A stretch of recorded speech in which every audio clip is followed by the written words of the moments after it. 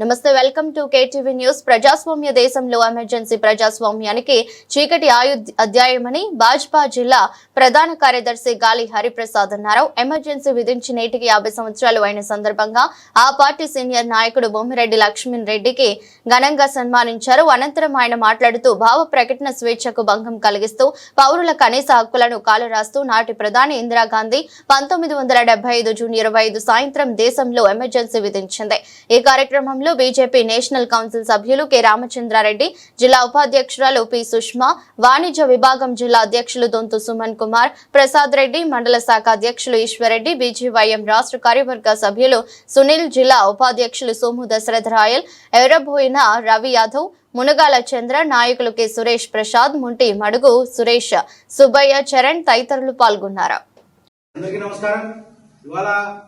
భారతదేశ ప్రజాస్వామ్య వ్యవస్థలో నాటి ప్రధాని ఇందిరాగాంధీ గారు 1975 జూన్ 25వ తారీఖున ఆమె నియంత పరిపాలనకు నిదర్శనంగా మారినటువంటి ఎమర్జెన్సీ విధించి నేటికి 50 ఏళ్లు పూర్తవుతున్నటువంటి శుభ సందర్భంగా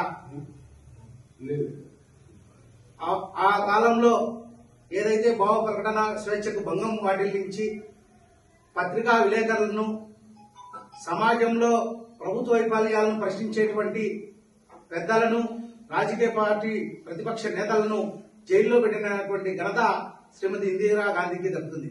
ఆనాటి కాలంలో మన వేంపల్లికి చెందినటువంటి పెద్దలు, సీనియర్ నాయకులు, జనసంఘ్ నాయకులు బొమ్మిరెడ్డి లక్ష్మణరెడ్డి గారు ఆ యొక్క ప్రభుత్వంలో ప్రశ్నించినందుకు గాను ఆయనను జైల్లో వేయడం జరిగింది.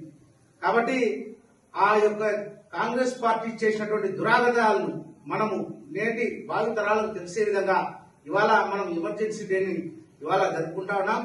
ఆ కాలంలో పనిచేసినటువంటి ప్రతిపక్ష పార్టీ నాయకులు వాజ్పేయి గారు కావచ్చు, అద్వానీ గారు కావచ్చు, రామ్ జెఠ్మలాని, తర్వాత అనేక మంది పెద్దలను ఆ యొక్క ప్రభుత్వం నియంతలా వ్యవహరించి తమ చెప్పు చేతుల్లో పెట్టుకుని పరిపాలించినటువంటి చరిత్ర కాంగ్రెస్ పార్టీని. కాబట్టి ఆ యొక్క దురాఘాతాలను మనము ఇవాళ గుర్తు చేసుకుంటూ, ఆ యొక్క చీకటి పాలనను మనం గుర్తు చేసుకుంటూ, ఇవాళ నేటి తరానికి కాంగ్రెస్ చేసినటువంటి ఈ దేశానికి ఏదైతే ద్రోహం చేసిందో అటువంటి కార్యక్రమాలన్నీ కూడా మనం వివరిస్తూ ఇవాళ మనం ఈ కార్యక్రమం చేపడుతా ఉన్నాము. కాబట్టి ప్రజాస్వామ్య వ్యవస్థలో ఎవరైనా తమ అధికారం కోసము తమను నియంతలా ఉండడము భావ్యం కాదు. కాబట్టి ఇవాళ నరేంద్ర మోదీ గారు అనేక సంక్షేమ పథకాలు పెంచుతూ జనరంజకమైనటువంటి పరిపాలన అందిస్తున్నారు.